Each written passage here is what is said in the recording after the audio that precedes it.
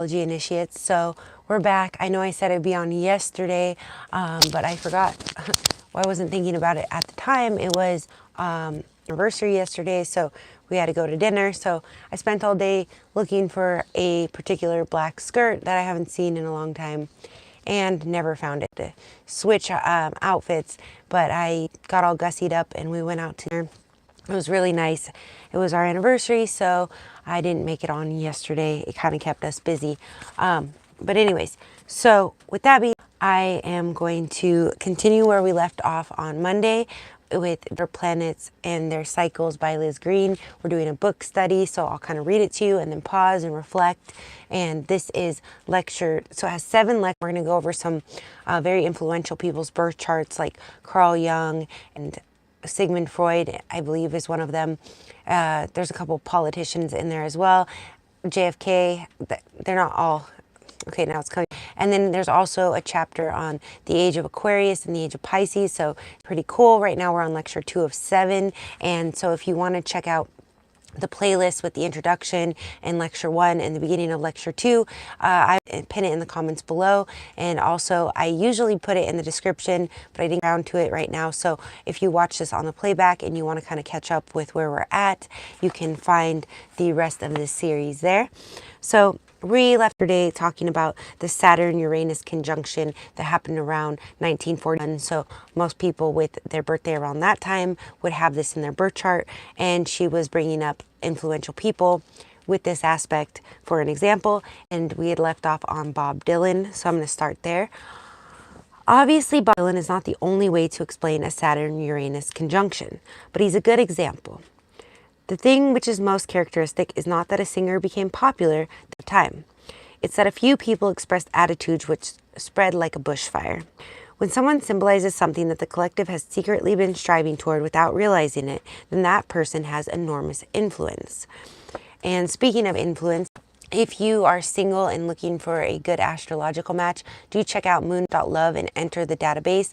Right now you can enter, I think, for approximately $8 if you use my coupon code rotation411 and the current coupon for Thanksgiving, which I believe is like Thanks 2024. It's on the site, so you can there and then use my coupon code. In addition, you can get almost 50% off on your entry.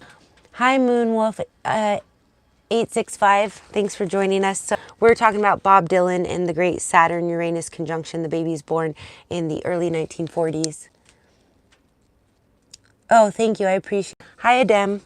Okay, so I'm going to sort of just read if you're just joining, and then we'll stop and reflect. This is about the outer planets, the generational planets. So we were talking about Bob Dylan, and when someone sort of, something the collective has been secretly yearning for because of the asp in the sky, somebody will become the spokesperson like Bob Dylan for his generation, for example, and then they will become very popular. So I'm much vaguer about the current Neptune group. At the moment, they are just beginning to experience the Saturn return, and I'm not at all sure what they will do. So this was 1980, so she's talking about people that were born about 30 years prior. So people born around the late 90s is the Saturn-Neptune group that she's talking about. But there's also a Saturn-Neptune group in the late 1980s, like 1988 to 1990. And then there's a Saturn-Uranus group in like right before that, 87, 86. Hey Cam, thanks, Jamie. I get a lot of I look like a lot of different people. I kind of look different from day to day, even though I always look the same. You're talking about the outer planets, so Neptune, Saturn, Uranus, and Pluto, and how they affect us and our collective or our societies throughout the ages. So we are on lecture 2 of the book, The Outer Planets and Their Cycles, 7 lectures. And I will link the playlist, but if you go on the channel, Rotation 411, it's the playlist, The Outer Planets and Their Cycles. You can find the previous videos about this and catch up with us. All right, so I am much vaguer Saturn-Neptune group. At the moment, they are just beginning to experience their Saturn return, and I am not at all sure what they will do. It's funny how she says she's vague about the Saturn-Neptune group when Neptune is sort of known to be a little vague and evasive. Talked earlier about the urge to anchor some mystical or spiritual vision in society, and I am sure products of this group will develop along those lines. I know a bit more about the Saturn-Pluto group born just after World War II because they had their Saturn return a couple of years, and that period just after the Saturn return seems to be the most popular time for visiting an astrologer. I'm not sure why, unless it's that one has come to terms with certain things under the Saturn return, and then there's a period of reorientation when the person's considering which way to go next. So for those of you who don't know what a Saturn return is, I'll just tell you quick. Oh my goodness. All right.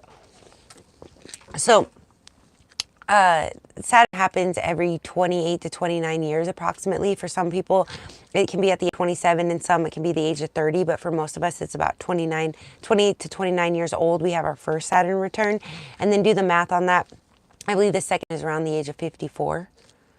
25 plus 25 is 50. So yeah, around 54, 56. That would be like the midlife crisis, even though our middle life, I've been thinking about this a lot lately, is actually around 40 because we live about, what, 80 years? I don't even think what is the lifespan is even like 70 something years. So like the average lifespan. So I think of the middle age as 40, but if we look at it, why would it be around the 50s? It's because we have a major Jupiter and Saturn return around that time. So we have like our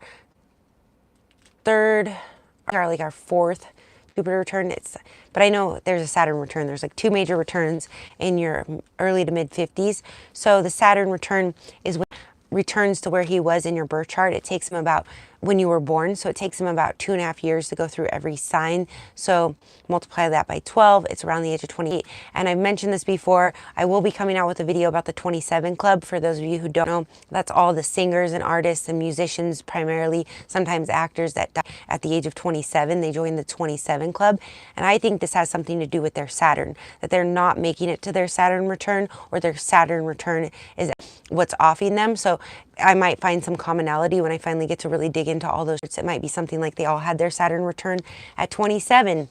And there might be something ominous about that. Like, you know, so if you're 26 and having your Saturn 7, you can find the calculators online for free. You can always come to me and book a reading at rotate411.com if you want me to look into your birth chart. I should put a Saturn return reading on there just for that specifically. But anyways, you know, or I think it's like they have an unsupported Saturn, or they have a really strong Saturn, so it kind of burns out quickly, because a lot of them have really booming careers in their early 20s or even late teens, and then they die out quickly. So it's sort of like a bright light that burns out quickly. So, and then I've got to find the commonality. If any of you have time to do it, you're more than welcome. I believe it's like Janis Joplin, Jimi Hendrix, Kurt Cobain. They're all part. You can Google it. There's the 27 Club. So anyways, Cam's bored here. Hey, Bob. Anyways, so back to the book. And so that's what she's talking about with the Saturn return. It's when Saturn returns to where he was when you were born, like to the exact degree. So anyways, the peculiarities of Saturn-Pluto have struck me as particularly interesting because of the frequency of what a psychotherapist would call quote-unquote symptoms, such as claustrophobia. I began inquiring more deeply into these things with my Saturn-Pluto client. One of the first things that emerged was an almost universal hatred of crowds. That could be also agoraphobia. The experience of panic in crowds seems surprisingly common among this group. It's interesting because I know an Aries, April Fool's baby, I know like 10 of them. He loves music, and I was always like, why don't you go to this concert? And his best friend, we're actually dating now, ironically, has been to like all the concerts. So I'm like, why don't you go to concerts? You know, and he's like, don't like crowds. And I could never relate to that, because I always like to be, I'm an Aries, and I always like to be out in the middle of a crowd. But once like all this stuff started happening in the last few years with like the mass shootings at events, now I'm at it, and I actually have the time and money to go to concerts, and because I was always working before the Virgo moon, and I'm like, I don't know if I really like big crowds anymore. But I'm wondering, does he have Saturn Pluto in his birth chart? Was my Yes, my current partner and I just celebrated our anniversary last night. His sun sits directly on my ascendant by 4 minutes, and 4 is very significant for me. And his moon is in my 7th house. So, you know, 7th house is partnership, is identity. You'll see a lot of couples that last a long time, especially married couples that have their like luminaries or main planets on the ascendant or midheaven. So at least we're soulmates. I don't know if we'll last forever, but yes, he is handsome. To me anyways, I think he's handsome. All right, so All right, let's see here. Um, and actually, we have a conjunction going both ways, 3 degrees and 5 within 5 orb. But we do have out of sign sun moon conjunction on one end. Okay, you guys got to stop hating on me. I'm not that cute. All right, back to the astrology. All right. I shouldn't be self-deprecating though. I'm just being modest, all right? Anyways, because they had their Saturn return a couple years ago. All right, the peculiarities, they're afraid of crowds. So she says the experience of panic in crowds seems surprisingly common among this group. As you might expect of a conjunction like this in Leo, there isn't an overwhelming love of authority either. But this goes deeper than the other problem. It seems to be a real hatred of any figurehead who has the power to influence the mass. I have seen a very strong anarchistic streak in Saturn Pluto, which expresses as a desire to destroy. Often the object of destruction is unclear, but it's usually someone or something in authority. I would say my Saturn sextile my Pluto to some degree, but I hate anything like pop culture or norm.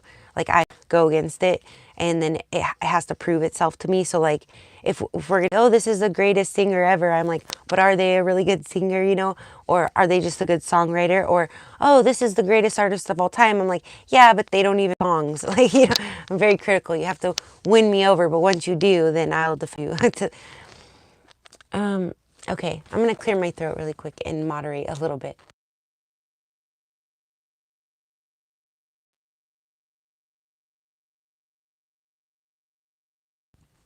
Yeah, Cam, I can relate to that. There definitely is a big superficiality.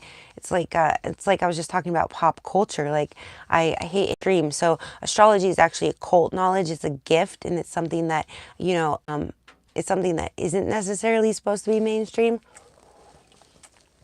But I also have to say that, MK Ultra and the media also condemn not to believe in astrology and to be immediately allergic to it because of the power of it. So, they let the mainstream grab a hold of it and sort of make a joke of it. It's sort of the way that I see things. But I definitely don't judge an aversion to it. I just that you should be so quick to judge someone that's into it because they could be very well educated on the topic.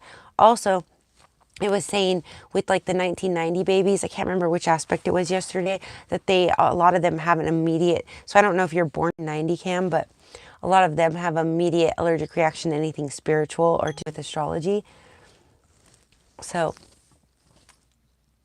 all right, anyways, let's go back to this. And if you don't, you can always listen, or you don't have to be here. I don't want to, I don't care if you like astrology.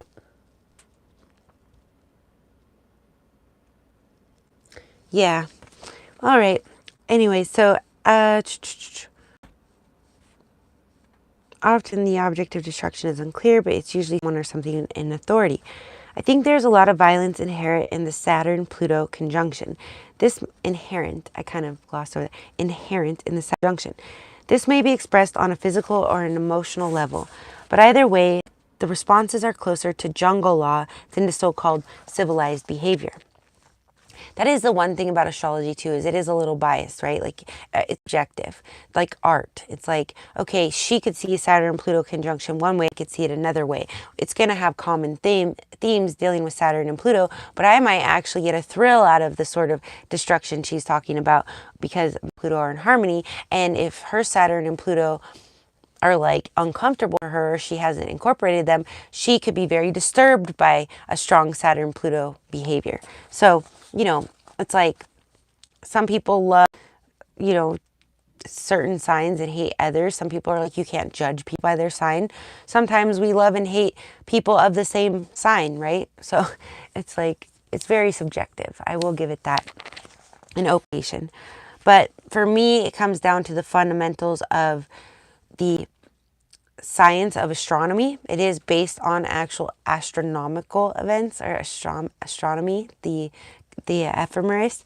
So the intuitive part of it, which I can't deny because at least that's my gift. So there can be, 2,000 other people on TikTok talking about astrology that just decided astrology is cool. I personally just started knowing astrology at a young age and knowing what people's signs were, and I've done it many, many times. So to me, definitely some proof. But whether other people experience that or not, obviously I can't control. Cam, so are you born the same year? It's really good to have a sun conjunction. So your sun signs would be the same most likely unless you're both cusp babies. And yet, if you're born the same year, I really do like that because when we're born the same, talked about this a little yesterday, your Saturns are conjunct and most likely, and especially 2 days apart, and most of your planets will be conjunct.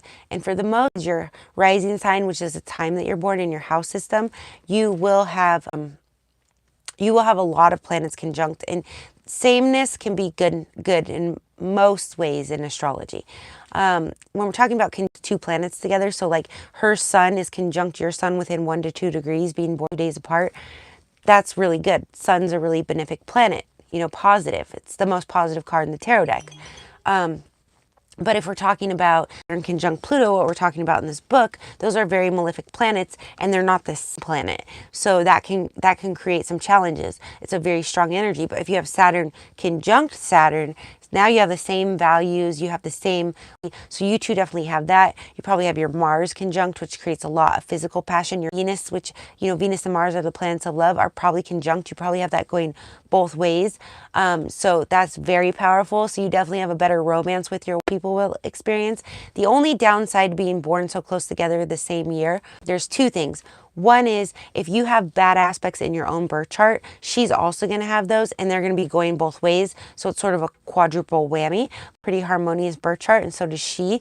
Then you're going to have, it's going to be all the better. Now, if you just sort of have some annoying things like Mercury square Neptune or Mercury square Uranus, you two might kind of rub against each other, but you'll still be able to sustain with all the shins rooting you.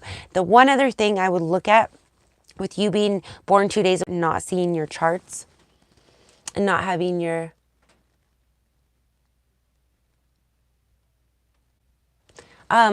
English. I know my grammar is very lax when I'm speaking, but I'm very well written, so it's sort of just being casual with you guys.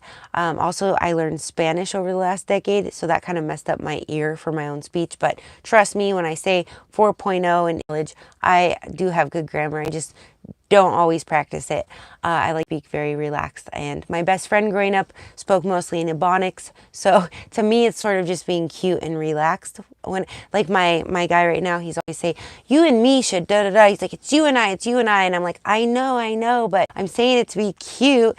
I used to say you and I so much that I would actually say it improper, because at the end of a sentence it should be you and me. So it's like, let's go to the, you and me is proper. It's not let's go to the store, you and I. And that sounds proper, but it's actually not. It's me at the end of a sentence. So he and I had this debate for like a month when I finally proved him right on that part.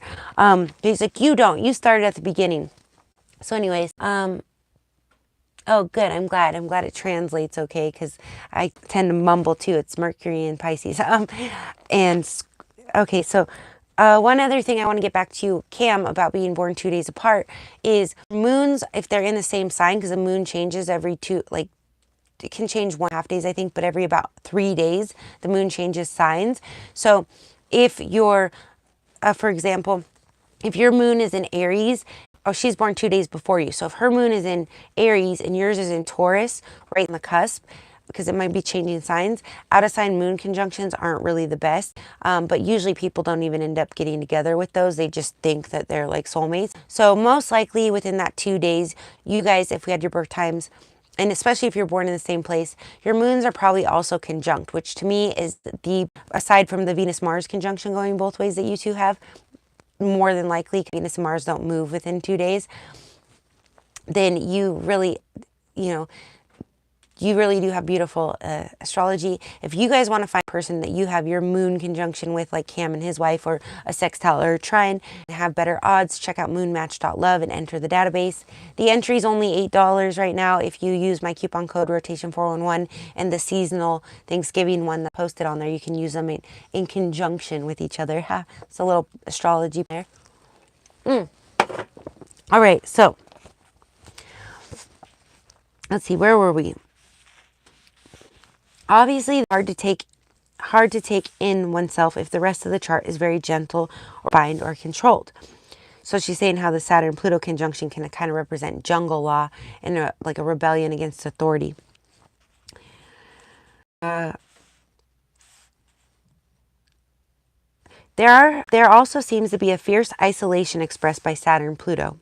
That makes sense because Saturn can be kind of oppressive and Pluto likes to be introverted or elusive. So together it can make somebody extremely introverted or isolated, if not introverted. I have found when teaching groups that the Saturn-Pluto people don't like to be considered one of the group. The whole feeling of quote-unquote group, in the popular Aquarian sense, is highly irritating to many Saturn-Pluto people. Okay, so I'm going to go into you guys, oh, I have Saturn sextile Pluto. I don't get why I feel such an affinity to what she's saying with Saturn-Pluto. It's because my Pluto is in Scorpio. So you Pluto and Scorpio like those of you born like 1984 to, I think around 1990, maybe a little into the early 90s. I think it is into the early 90s. You probably could relate a little because your Pluto is in Scorpio, which is what it rules. So you might feel a little more isolated or reclusive, or like you don't really want to be a part of the group. But like the cool kid that's smoking, you know, like in Romeo and Michelle's high school reunion, you know, sort of goth girl that she's out there like smoking and she's kind of a badass. Like that kind of attitude is Pluto and Scorpio. All right. But she has to like stand away from everyone with her smoke. That's what I can really. Anyways, the whole feeling of quote unquote group in popular Aquarian sense is highly irritating to many Saturn Pluto people. They tend to enroll in a seminar or workshop and lurk about in the back and take what they want from it and then leave. But they won't quote unquote share according to humanistic psychological jargon. See, so Cam, you might have some of this in your chart since you just can't stand the astrology stuff. You might be the Saturn-Pluto group that was born, or is it the same group, born in the late 80s? I feel like you're born around 1990, Cam, but I could be wrong. Oh, you left me now. All right. Well, that could have made if you come back and watch this, respond to that. If you're born on opposite sides of the earth, that could even be more likely that the moon made it all the way and stayed in the same sign. But thanks for joining us. And he left. But I was saying, I do feel like he's born around 1990. That's just what. Now he's gone. Can't confirm. I kind of threw it out there, but he didn't say anything. Anyways, so I'll probably be on here for about another 15 minutes, but I'll hop back on tomorrow. They don't think of themselves as members of a group. I have also not pushed Saturn-Pluto people. I think there have been many problems among this group with early education. Because the moment you attempt to impose any ideology on them or assert any kind of control, you get a very perverse and very violation. Naturally, the degree of this varies, just as the degree of political iconoclasm varies in Saturn-Uranus. Some Saturn-Pluto people are much more obvious in their hatred of imposed restrictions. I'm the Saturn-Uranus group. That's where I get it, too. Okay. I think this expresses what I mentioned before about Pluto being the enemy of patriarchal systems and laws. You can reach Saturn-Pluto through feeling, but you cannot reach it through authority. Mars came along during 1940 with the Saturn-Pluto conjunction, and this particular section of the group is understandably more overtly angry, although the anger and aggression may be unconscious. There is one more curious thing about this conjunction which runs deeper than patterns. I have met with a number of Saturn-Pluto people whose dream material throws up frequent images of the last World War. These often focus on the theme of the concentration camp and on the German-Jewish dilemma. The first time I met with this kind of worked with it in the terms of the individual's experiences, but after I encountered it a few times, I became increasingly curious about it. I'm going to clear my throat real quick because it looks like most of you. Okay, a little sip. The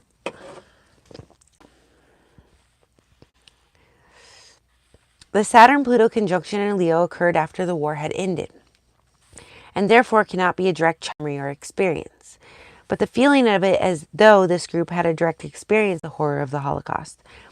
Now we can get into a huge argument about whether this demonstrates reincarnation at work, but I am not really interested in that because there's no way we will ever know. She's kind of insinuating here, like I like to tell you guys, I don't read past lives, I don't pick up on them, but I am interested in it. So she kind of just did that too.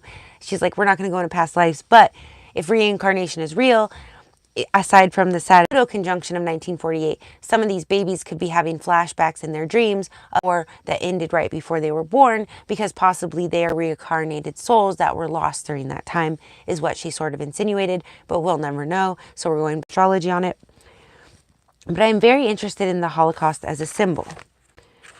The core of the imagery is the issue of persecutor and persecuted, which is embodied in the Nazi hunting the Jew. We must ask what the figure of the scapegoat and what this might represent in society.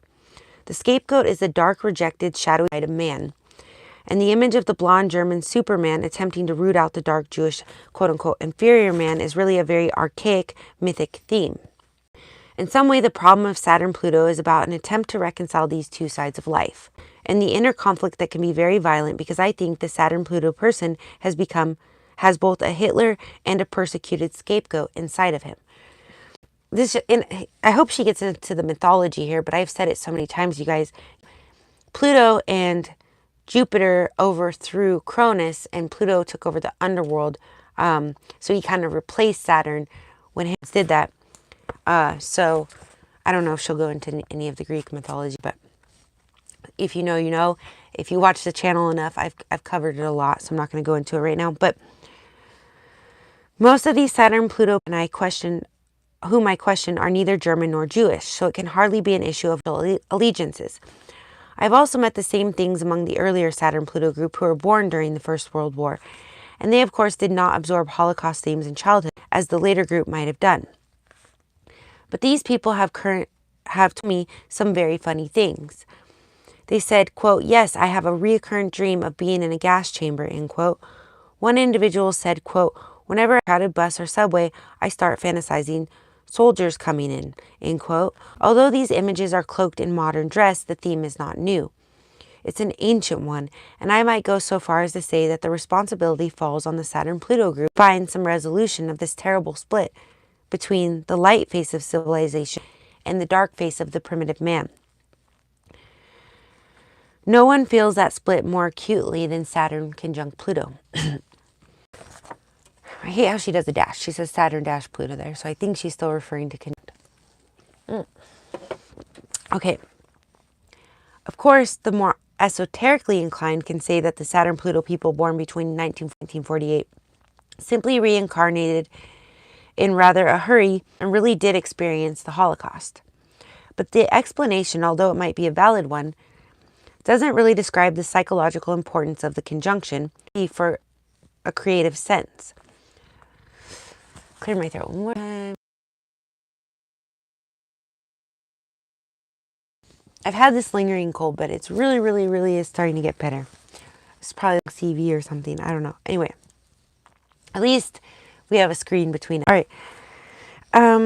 So it's also the weather. It does that to me every year when it gets cold. Certainly it feels to Saturn-Pluto as though the person really did experience the war, but I understand to mean that the person contains within himself a particular quality of conflict, which the war also embodied. Perhaps these people may have something to say about the thing will ever happen again. More than anyone else, I think the Saturn-Pluto has a deeper understanding of what that war was really about. Saturn-Pluto mistrusts mass psychology for some very valid reasons. Probably they're doing all the MK Ultra experiments on everyone. We tend to see the last war as a political problem. I said the MK Ultra part, by the way. Brought about by a dictator who wanted Germany to rule the world, but it's much subtler than that. There are lots of ways to rule a world without necessarily having to engage in hunting scapegoats or quote-unquote inferior races. That is a psychological phenomenon of a group casting its shadow on another group to avoid its own evil, and its problem that is not limited to wartime Germany. So she's basically saying it's the human problem of, not liking in others what we don't like about ourselves, to put it simply. It as a group. I have had the feeling for a long time that Pluto symbolizes an archetype feminine power which has been excluded from religious worship for a very long time. Now here I'm going to say that I think more represents what she's talking about, but we'll see where she goes with it. I don't even know if Lilith, did she touch on Lilith? There was she touched on What is it? I can't. She touched on our other asteroid. Starts with a C, and now it's totally eluding me. I want to say Cronus because I just said Cronus. The wounded, not Cronus. Gosh, I can't think of it, you guys. Think of it, it'll come back to me. It just totally left my mind. The Wounded Warrior, Chiron. Sorry, Chiron, the Wounded Warrior. She talked a lot about that. So I don't know if like Lilith was big by 1980 or not. So I feel like Pluto is a masculine energy. She's saying it's a feminine, repressed feminine energy. Pluto does rule the 8th house of reproduction. So, okay, so let's see what she said. I'm real curious. She thinks Pluto represents an archaic feminine power that has been excluded from religious worship for a long time. I'm saying I think that's Lilith. See where she goes with it. I think Pluto has many connections with the Great Mother, who is revered all over the Middle East and the Mediterranean to the goddess of fertility and death. That makes sense because the 8th house is what Pluto rules. She has been particularly repressed among those countries in Northern Europe who have always worshipped a sky god. In Astrology trilogy, the Orestia, the Furies, the Orestia, I hope I'm saying that, the Astrology, the Orestia, the Furies are outraged because their right has been violated, and they inflict punishment and madness on Orestes.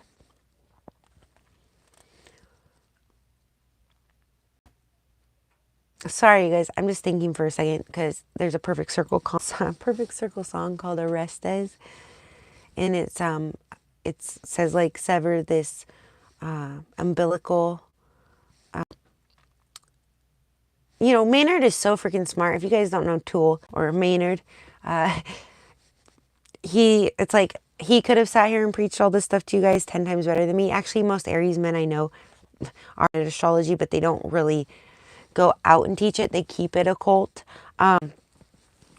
So they're really good at this kind of Greek mythology and stuff. So it's just so crazy to think, you know, he writes this symbolism in his song about this story. But it's like he's never going to come out and be like teaching people like verbatim about Orestes and the mother wound and all this. But he's going to sing you a song subliminally that you don't even really know what he's talking about. But it's such influence over the culture, right? Like we were talking about Bob Dylan, that a lot of people are going to hook into it and vibe with it. All right. Anyways. I was also thinking about the Furies, and I did a Shakespeare spin-off play in college, and it was like sort of conglomeration of all the different Shakespeare plays, and there was Furies in it. So now I'm like, were Furies actually Shakespearean, or were they Greek mythology? So anyways, so that's why I had to pause there because there's a lot to unpack there. I might have to come back. I'll be doing a whole nother video in 5 years and be like, there was that book we did. It had a page about this, and now it all makes sense. I'm gonna read it again for those of you that actually might know about this, because I kind of just chopped it up a lot.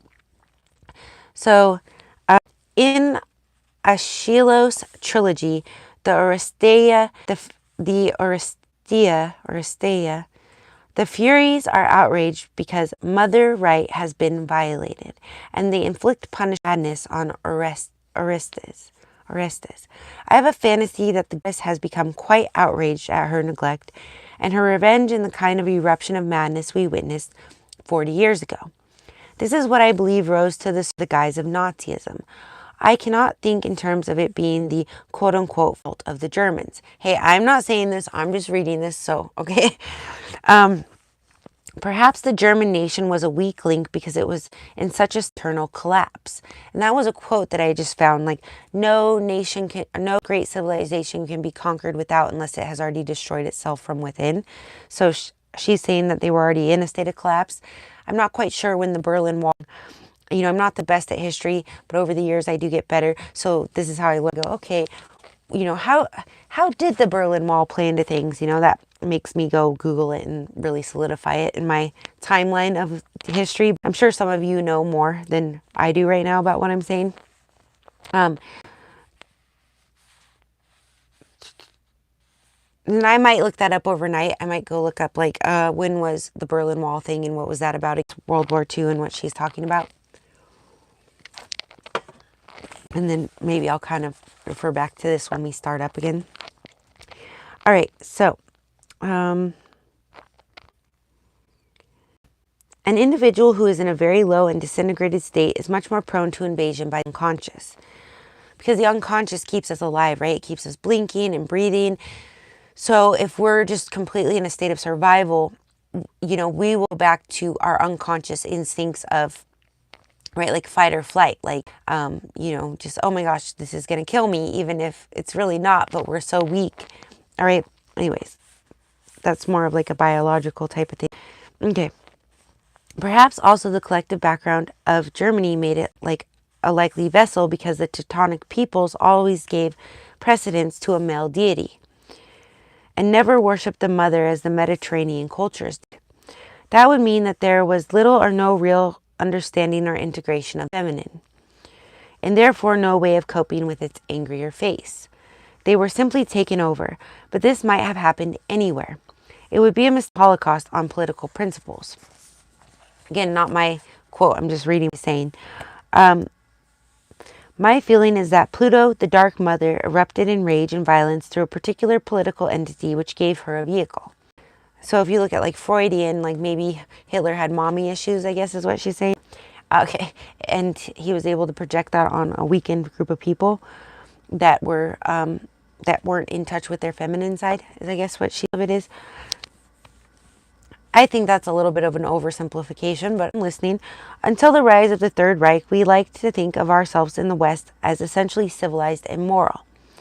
Then we were shocked at the cruelty and atrocity we still persist in believing was exclusively the property of the Germans. I think the problem lies closer to home. Until a person can face those forces in himself and make some sense of what happened, then he will continue to project his Pluto on races and nations. I think the enactment of the last war is really an individual issue. See, and we didn't even discover Pluto until like 1944. So, or she said it earlier, but it's like, it was like in the early 90s, it was like right after World War II. So, and that kind of goes back to what she was debating, like these planets have more influence upon discovery, like the Einstein theory of observation. I don't know if it falls under relativity, but I just want to quickly say it, like that nothing can exist without being observed first. So, or were they already influencing us before? So anyways, you can see so many and still obsessed with it. Again, this is 1980, so not so many are, but what's that thing called? Like the Godwin theory, that you can't have a conversation with, like, for too long without Hitler coming up as an example. I think it's, but they say it always comes back to him. So I guess it still is sort of a subtle influence in our world. I mean, I guess we're definitely hearing that a lot in the United States election, right? Okay. This mean concern with what happened, I mean the existence of a neo-Nazi party in many countries, including America. The motifs and imagery of the Holocaust exercise a queer fascination on us all. It was written in 1980, so queer might not be, we don't really use it like this anymore, so it's a little dated, but they are profound symbols of an internal collision. I suppose I have the fantasy that the people who are born with Saturn in strong ego have some particular individual issue to understand about all this, and perhaps also some responsibility in the outer world, because they are better placed to understand it in themselves. Like a lot of Pluto things, like having Pluto in Scorpio, being able to face the dark side, right, the shadow side, or being a Scorpio too. All right. Like the worst kind of Scorpios, the ones that give the other Scorpios a bad reputation, are the ones who won't look at their shadow side and embrace it and kind of like admit that they like it. Like the Scorpios that are like, I'm perfect, and I don't get why they associate Scorpios with darkness. It's like sometimes there can be the most unruly Scorpios sort of projecting all their crap on everyone else because they're in denial that, they have the shadow side and this power in it. Like you have this great power, but it's like you feel a stigma to it. You're like, I'm not one of those dark Scorpios. I'm a bright Scorpio. There are sunny Scorpios, don't get me wrong, but even the sunny Scorpios, I kind of like to explore, maybe forensics or things in life, or, psychology, and so the ones that sort of repress it and don't want to like look at it, and they don't want to be categorized with it. Sometimes those kids that wreak the most havoc on everyone else because they're trying to pretend like they're perfect. But I think that could be a sign, or any person, you know, if we all, you know, that sort of goes along with like the thing of narcissism, like they think they're perfect and they can do no wrong and nothing is their fault. So that could be any sign in Scorpios, but I'm just saying how we integrate our strengths and weaknesses is very powerful. And so if you're a Scorpio that thinks that you don't like anything of a dark nature, you probably are sort of cutting yourself off at the knees as far as how much power you have, especially if you're a Scorpio that says, I don't like power. Like, you have some serious repression to deal with, okay? And you might be driving everyone crazy around you. So those are sort of the ones that give the other ones a bad name. The coolest Scorpios that I've met are the ones that are like, yes, I dig this and I dig that, and I'm on about it, and I see through you, and you know, like, you know, I'm like, okay, all right, I can deal with honesty. All right. So, but of course their sun would be conjunct my Pluto to some degree because my Pluto's in Scorpio. So maybe that's, I always think, oh, Aries click with Scorpios because they're Mars ruled. No, maybe it's Aries with their Pluto. Maybe it's people with Pluto and Scorpio. That Sun Pluto conjunction is supposed to be like love at first sight, you know, whatever context, romantic. Anyways, all right. Because you see immediately this spotlight. Like if I meet a Scorpio, their sun is shining a spotlight, and it's going to be for anyone in my generation on our Pluto. So it's like an instant recognition. Oh, you see me deeply, right? And I told you, if you look at the love at first sight video, that can be one of those love at first sight aspects, but it can be somewhat disillusioning because you could have that with a whole people, and so that doesn't mean it's your person or that you don't have other malefic aspects. Just still a very strong feeling of love at first sight that makes you think it's the one. Definitely check that out if you're interested in the love at first sight. It's on the channel. You can love at first sight rotation 411. That's how I look for my own videos sometimes when I'm trying to pull them up. I just type in the title of the video and then rotation 411. Anyways, so, and sometimes I'll get around to like tagging it for you. I've talked about it a lot in another video, but let's see. There seems to be quite a lot of honesty, at least. Okay. I suppose I have the fantasy that people who are born with Saturn in strong aspect to Pluto have some particular issue to understand about all this, and perhaps also some responsibility because they are better placed to understand in themselves. There seems to be quite a lot of honesty, at least self-honesty, in that Saturn-Pluto group. And I have heard many of them express their concern because they are aware of a particular violence or sexual cruelty in themselves. I suspect the violence is not exclusive to Saturn-Pluto, but rather that Saturn-Pluto cannot avoid seeing it and feeling the necessity of understanding it and trying to work with it. I think maybe that is their contribution to the collective. It's always interesting when we start, I'll get a lot of comments and then as we go. But I know some of you who are regular subscribers are sort of listening to this as a podcast and like playing it back in your free time. So I'm trying not to pause too much, so it will be fluid. All right. So this goes back to the audience question and answers that we're doing, but I do think we are almost to the end of lecture 3. So we might be able to finish, and then we'll start lecture 3, part 1 on the next. So, audience, don't you think this is a reincarnation idea? I have had what I thought were reincarnation dreams, and in one of them I finished up in a concentration camp in Germany in the last war and was actually living during that time. As far as I know, it could have been an experience of incarnation. I have no other explanation for this. That's what an audience member asked. And Liz says, that's why I'm trying to approach it psychologically. I'm not quarreling with the idea of reincarnation, but I think your dream has a symbolic inner meaning as well. For you to be in concentration camp says something about how you might feel in your life now. Whether it also means you literally were in a camp doesn't alter that. You have a Saturn-Pluto aspect, and the audience member says, yes, I have Saturn-Pluto position. Liz, I really don't know about the metaphysical side of all this. Different people believe different things. The one thing I am pretty certain of is the image means something to the person as he is in the present life. It is a psychological statement. They're not mutually exclusive. So in other words, she's saying you could have still been reincarnated, but still, and you know, I explains it well for how I try to explain these things. I say Saturn and Pluto are malefic, and that they're karmic. So one of my clients got mad. Oh, she said we're soulmates. Now she says we're karmic. Karmic soulmates. Yes, because you can be soulmates with someone with hard Saturn-Pluto aspects, like Saturn opposite Pluto with that person, like in the synastry, and they are your karmic soulmate. So you have to deal with either past life karmic things or current life karmic, psychological things in that relation. Until you sort of break the code on that, you won't be open for the right person. So they're like, why did this terrible person come into my life as my karmic soulmate? It's like, because you have some kind of karma you have to work through to get to the right soulmate. So that's a karmic soulmate. So it would be the synastry of what she's saying, but she's talking about it more for the individual.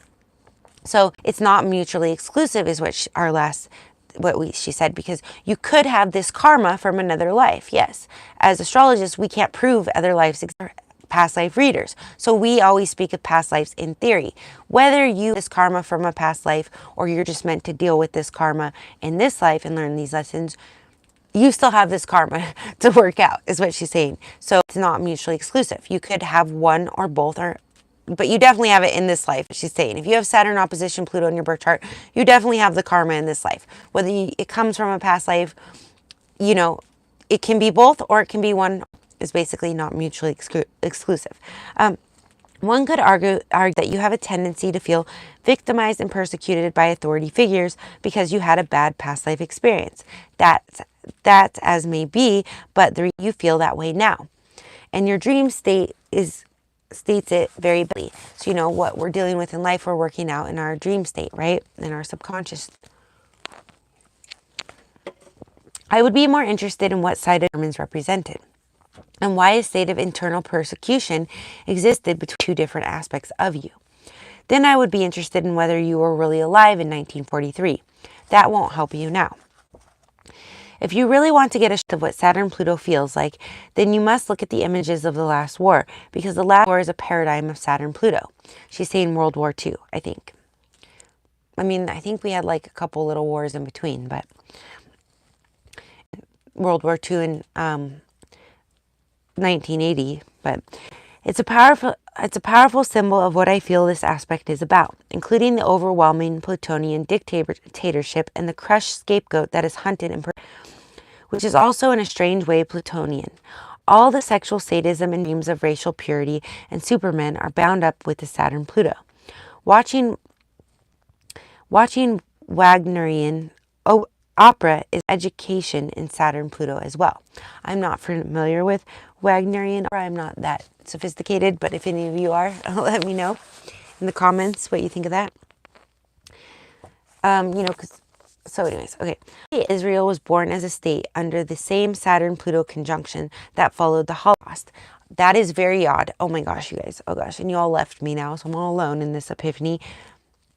I'm pretty sure it was around 2020, the last Saturn-Pluto conjunction, like recently, that Israel was declared a state again.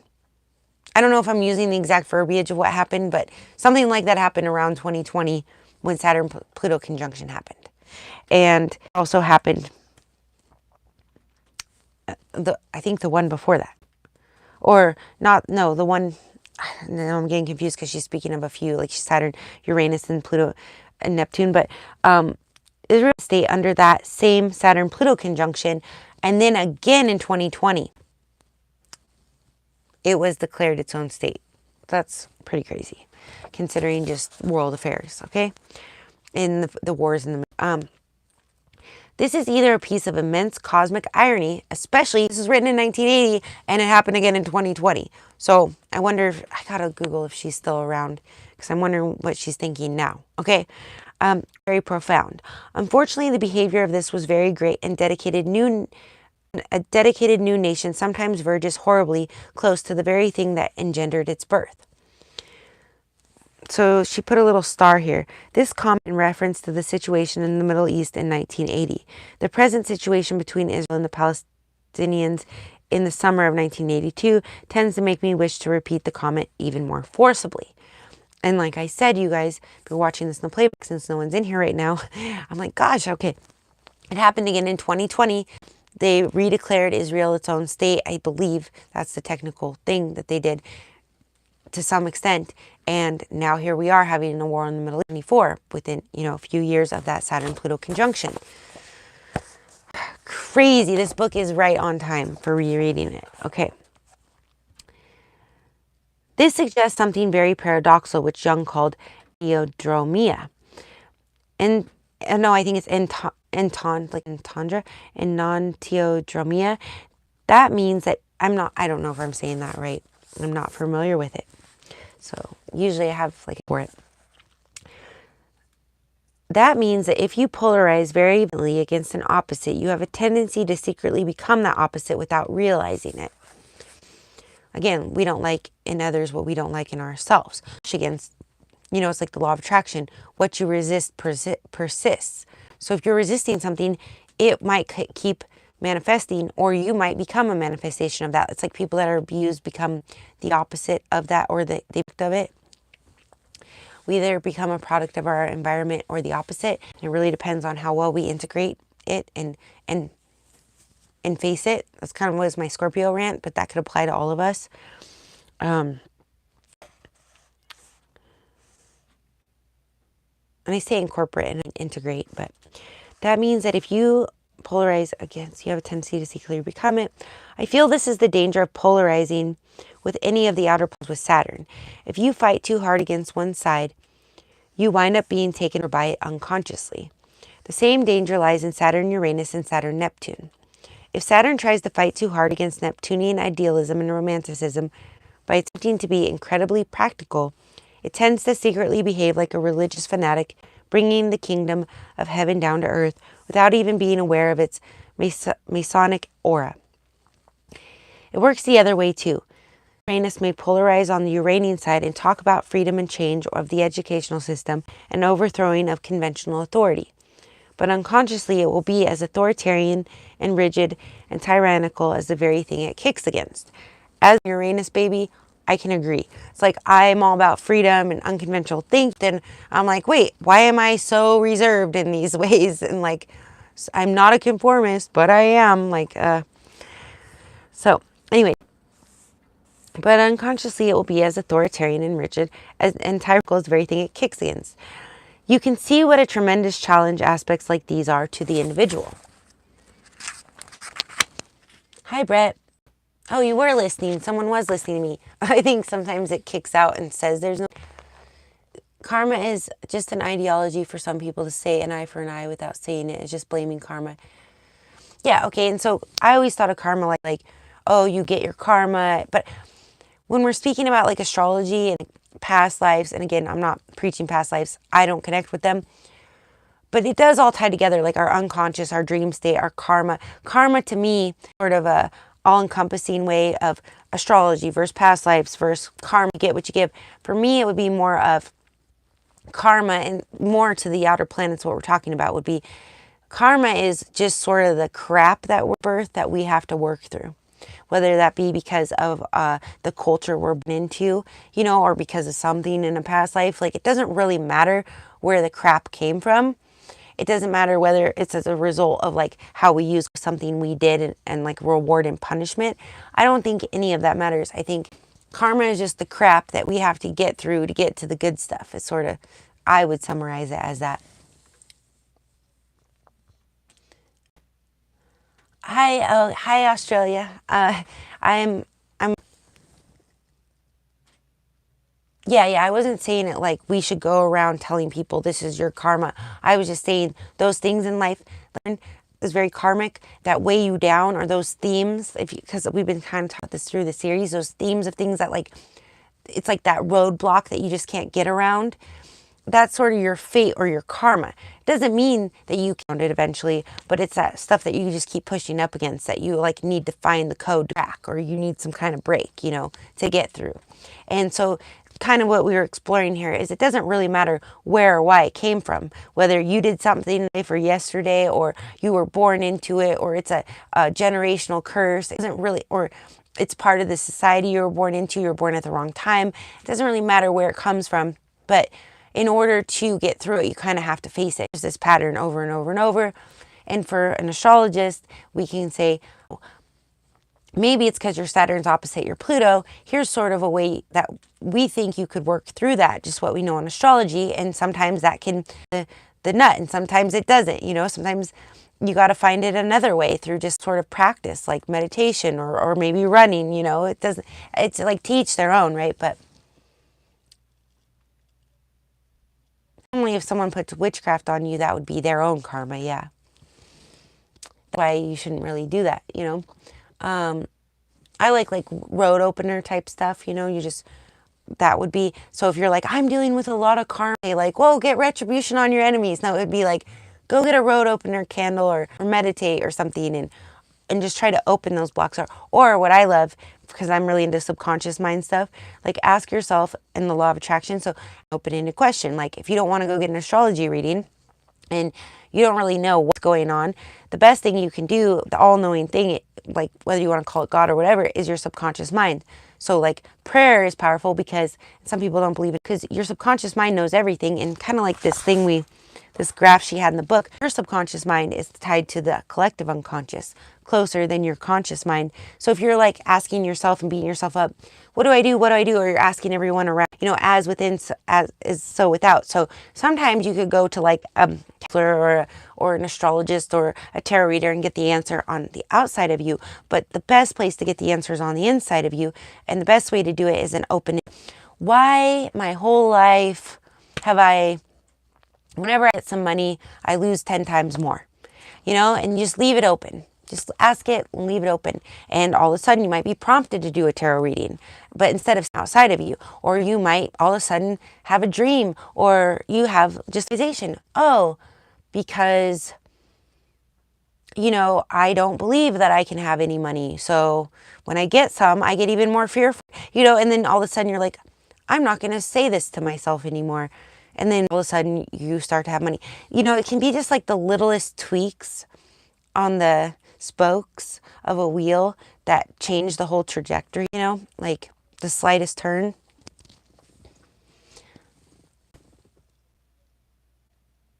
I don't think you can really, okay, that is complicated. And I do like to talk about like occult and esoteric stuff. So on this, let me just see.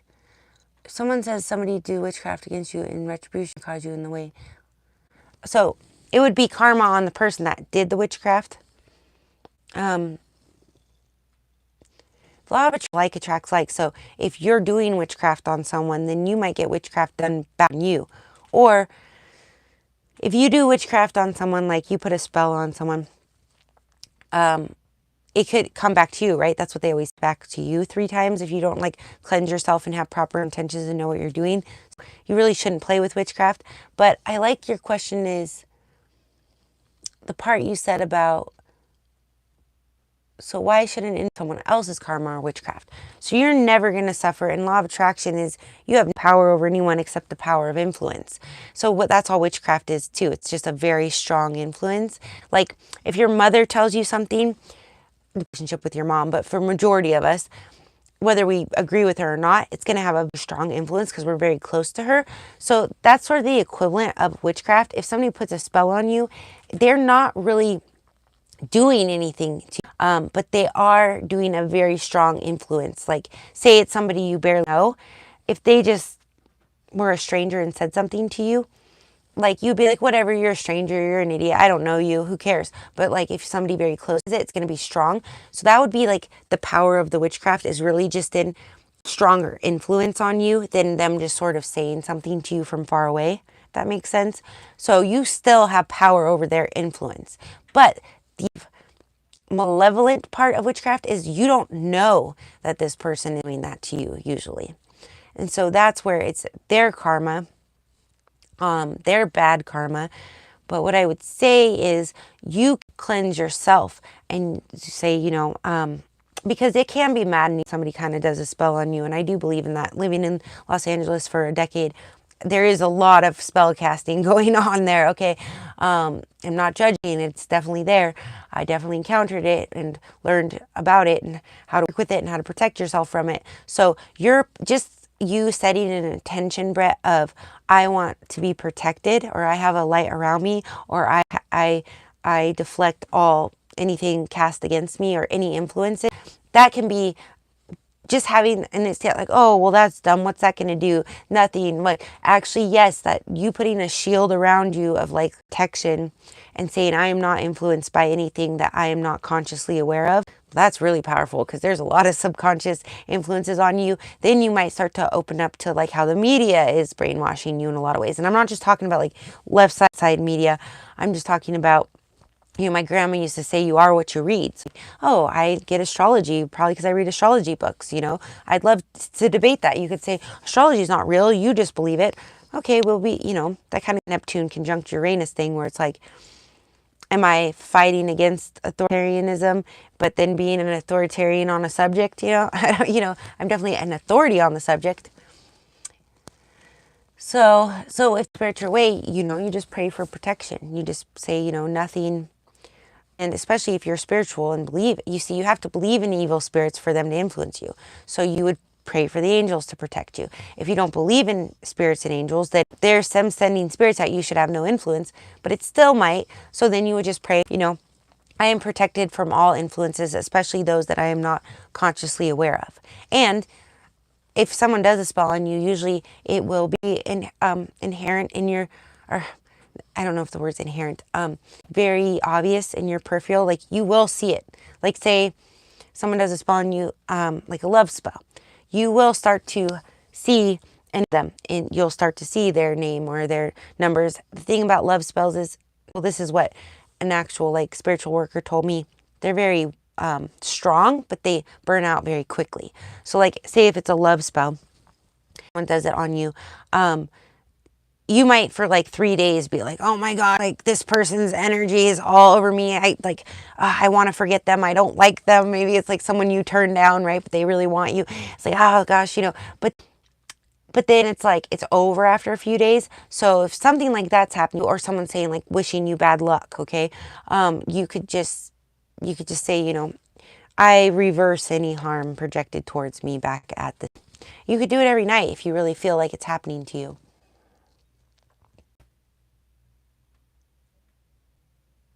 Yeah, that's what I'm saying. But you have to believe in them to a certain extent, right? And I definitely believe in spiritual warfare, so we'll just get that. So, but I know some of you don't. So I'm trying to be universal in the sense of we could apply astrology to anyone except those who are like fundamentally against it. Like certain Christians are very against astrology because they think it's, falls in category of things that we're not supposed to practice. But like what's that called, divination, like predicting the future. But anyways, so that's a whole nother topic. But I definitely believe in spiritual warfare, and I think it's many different levels and many different things, more like the tree of life type of stuff. So I would just say to pray for protection. Like if you believe in God, just pray for protection from God and the angels. Pray under the Psalms, pray for protection under the Psalms. But I do think that's very powerful. I think it's much more powerful to pray for protection than any evil spiritual way. But yes, I do think that people can send energy towards you, whether it's spirits, energy, influence. It all ties together. It's sort of different names for the same energies,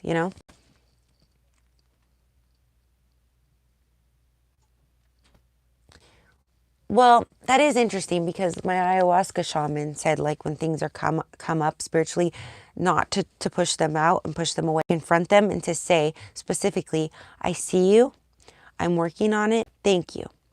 Like gratitude, like I release you. I see you, I'm working on it, thank you, I release you. That was what she told me. You're dealing with things coming up from your subconscious that are dark. So in the same way, if you want to acknowledge the spirits, which we mentioned the other day, I don't like to see anything in the spiritual realm. I have a channel to it. I have some wisdom from it. I don't like to see it. I actually have someone sending evil spirits that you can see. My advice would be to say, I see you. I'm working on this. Like basically, I'm going to work on this connection of this person to the highest good. Like a person has resentment towards you or something, like you're working on that for the highest good, the greater. Maybe you're working on staying away from that person, whatever it is. You don't have to actually know what it is that you have to do. But once you say it out loud, it's sort of like a mantra that you created.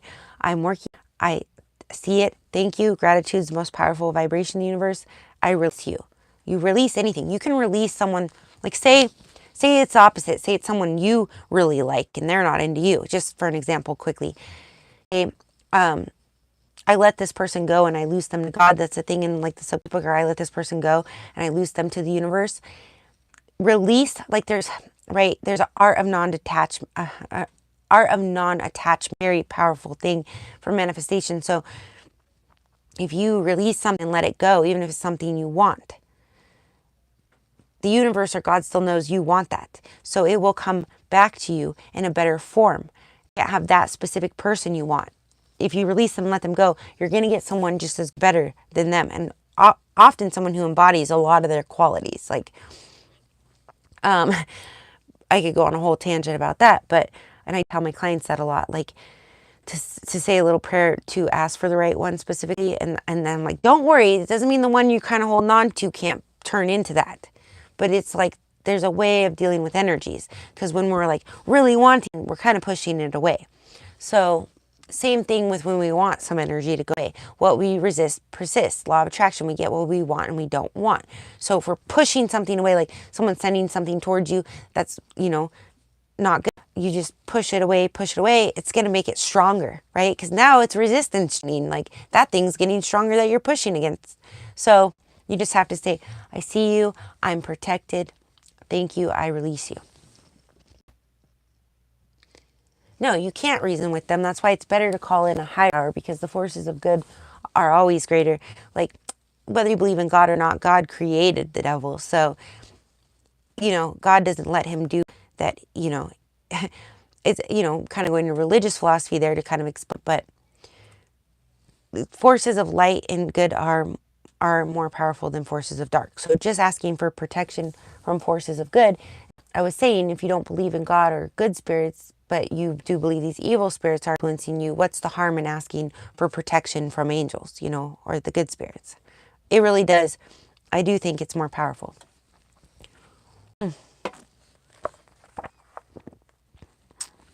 But it's kind of a law of attraction too, is it's like Esther Hicks will say, oh, be really positive. And people will say, oh, you're wearing your rose-colored glasses. Oh, you can't just always be positive. Well, positive does drive out negative. Like, and that's the law of attraction, is like attracts like. But what are attracted to each other? Positive and negatives, right? Good. Then I would just pray and they say in Christianity, pray in the name of Jesus, so I would just pray for protection. I was raised Catholic, so St. Michael is a good one. He's the archangel protector. So they say he can come in really fast. That's what I personally do when I'm really freaked out. I pray for St. Michael to intervene. But you could pray for Jesus to intervene. So definitely warfare, but I do think that the forces of good are stronger than the forces of evil. So anyways, where were we in the book? Because we're almost done with this lecture. So I would like to wrap it up today, even though I went way beyond off here. Okay. I think a good historical paradigm of Saturn and Uranus is the French Revolution, just as the last war is a good paradigm of Saturn-Pluto. The French Revolution was spawned by an idea, or three, guys: liberty, equality, and fraternity. One second.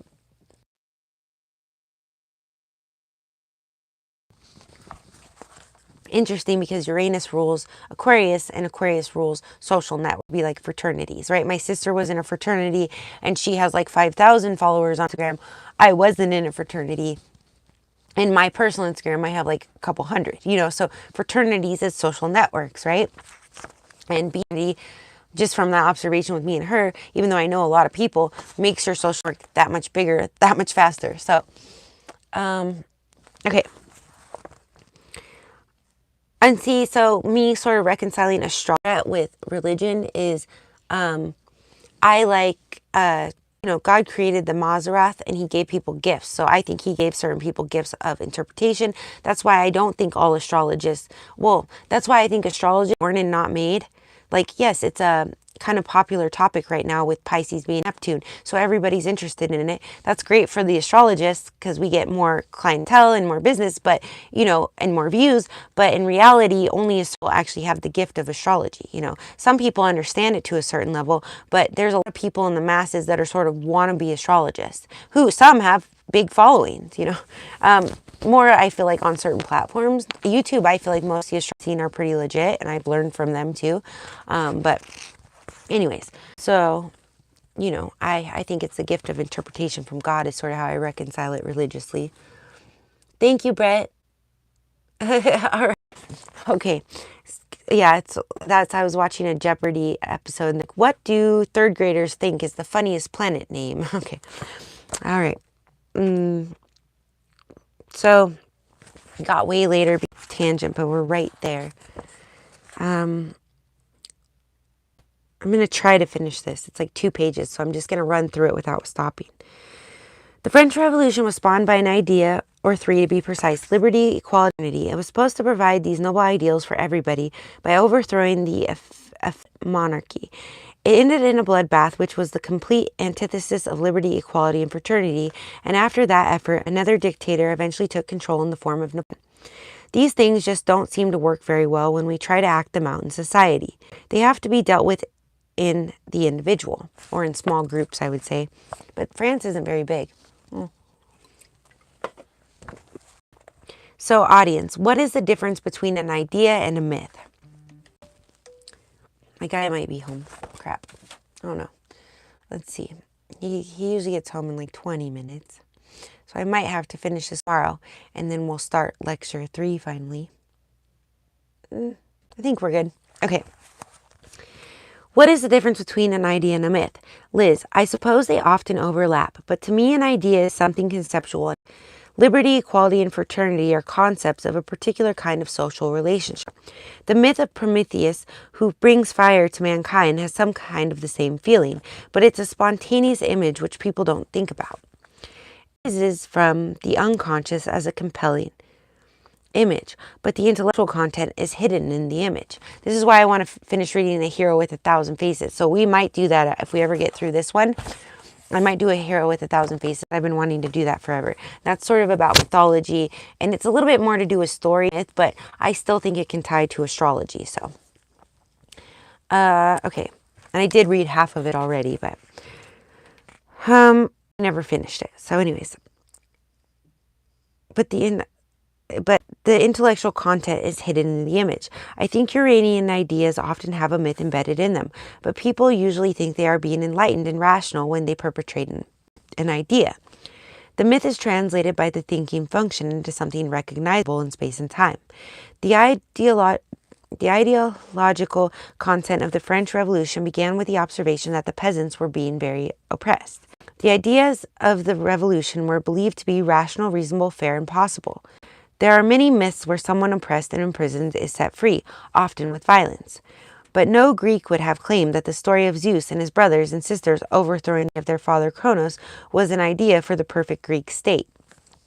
So kind of going back to what I was talking about earlier with Saturn and Kronos and Pluto and everything.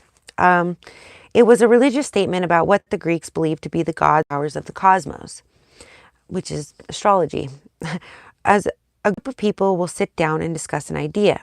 You cannot sit down and discuss a myth like that. You simply experience it as something alive and numinous. Myth life in ways that are non-rational. Much of the Nazi myth burst out in Wagner's Siegfried. I don't think anyone particular Wagner himself would have sat down with a cigarette and a brandy and said to himself, quote, I have this great idea for a new German state.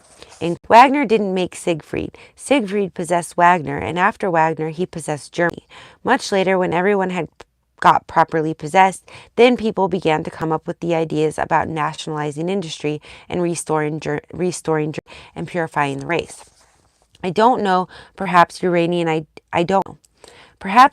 ideas are vehicles for myths which communicate themselves in a form which people think is rational. I think sometimes one can have an idea and propagate that idea, myths can be drawn on. Yeah, I'd agree with that. I'll give you an obscure historical example. In the earliest 17th century, a man called Friedrich Friedrich, the Elector Palatine, which means one of several princes ruling over a small chunk of the Austrian Empire, tried to make himself king of Bohemia. He did this to challenge the Catholic rule of the Habsburgs and to allow a country where Protestants could enjoy freedom of worship. He believed in an idea, which wasn't a new one, but which meant a lot to Frederick. He promoted his idea by utilizing myth. He was involved with the founding of the Rosicrucian Brotherhood. And this programmer I work with, Alan, he does astrowind.org. He has a bunch of stuff on astrowind.org on the Rosicrucian knowledge, and I really want to get into that. I haven't had time to study, so if you have time for it, and it's definitely, he told me it's kind of about how astrology ties into religion and all of that. So the Rosicrucian Brotherhood, which began spreading the myth of the invisible elite of spiritual initiates who cares of ordinary men. This is an ancient myth, and it shouldn't surprise those of you who have come upon it in Alice Bailey or Theosophy. Theo means God, I guess. Alice Bailey or Theosophy. She also said earlier, sort of like old age occult, but sort of like Hermeticism. All right. Friedrich had the idea of a spiritually enlightened state could enjoy their own forms of worship. That's sort of how that'd be sort of me, huh? This was an anomaly in Habsburg-controlled Catholic Europe. Of course, he got stamped out, but it was a nice idea. And good politics always known the value of backing up Uranus with Neptune. Apropos Uranus and Neptune, I think Marxism is an interesting example of the combination of idea and myth, or perhaps the combination of ideology and religion. Marxism is as much a religion as it is a political system. Although typically the dedicated Marxist considers himself above religion, which is only the opiate of the masses. Marx himself was born under Uranus-Neptune conjunction in Sagittarius. Although I run the risk of angering any Marxists in the group, I think Marxism is as ethical as Rosicrucianism. But Rosicrucianism obviously would be much more religious based. The perfect is an ancient myth, and one of its oldest symbols is the heavenly Jerusalem. The passionate belief in the state is not very distinguishable from the passionate belief in the heavenly Jerusalem, but it poses an idea, because there is a rational content to Marxism which is not present in Christianity. There are a great many ideas or systems of ideas which have hidden religious content. I think there is a strong flavor of this in much of Freud's psychoanalytic theory. Freud rejected God, but he raised the instincts to the status of it. Freud's id is not really very far away from the Yahweh of his Jewish ancestors, or Yahweh, who is all-powerful and attempts to exact obedience. There is a religious psychoanalytic movement in much as there is a religious feeling in Marxism. Both pretend to be wholly rational. The mystical content may in the end be more valid to the individual than the ideal, but most systems of ideas are very ashamed of admitting any traffic with the mystical or mythical. It's very much like a lot of society today, like secular society. It's like they all want tarot readings and astrology, all don't believe in God and want to believe in socialism and psychology. It all ties together really at the end of the day. It's just different names for different things. Anyways, so when we get into semantics, that's where we kind of cut ourselves. Anyways, whatever we want to label it or call it, right? Labels aren't always good, right? Especially Uranian. You know, if you have Sun square Uranus in synastry with someone, you don't really want to label the relationship very quickly. Anyways, audience, something that strikes me is that Russia's present position in the world seems to tie up with the two Saturn-Pluto conjunctions you mentioned. Very crazy again, you guys, because we just had Saturn-Pluto conjunction in 2020, and now Russia going to war with Ukraine. So they're saying here, Saturn-Pluto. The Russian Revolution occurred during the first conjunction, and the rise of Russia as an important world power occurred during the second one, and the one we just had in 2020, trying to take over Ukraine again. Liz, I was going to put up Russia's chart tomorrow so that we could discuss it. Yes, we're going to look over the, there's a chapter in here on Russia as well. So on the geography of a couple of countries. So that'll be interesting because it seems like these Saturn-Pluto conjunctions, which is what this pretty much focused on, is what we're kind of going through again now in 2020. even though, to summarize, the book was written in 1980. Hey, Caleb. Yes. Oh, awesome. Happy birthday. All right. Well, let me know when it comes. All right. Okay. She's going to pull up Rush's chart tomorrow, so that will be in lecture 3, so that we could discuss it. So I'd rather leave that until later. The idea was to show that the same principles that work within an individual psyche also operate in the psyche of a nation. In Russia's horoscope, in fact, there is a Saturn-Neptune conjunction in Leo opposite Uranus in Aquarius. This horoscope is based on the time the Bolshevik Party took power, but we can go into it in more detail tomorrow. So that is that. That is, we're going to, I guess, get into Russia's birth chart a little more tomorrow. And, yeah.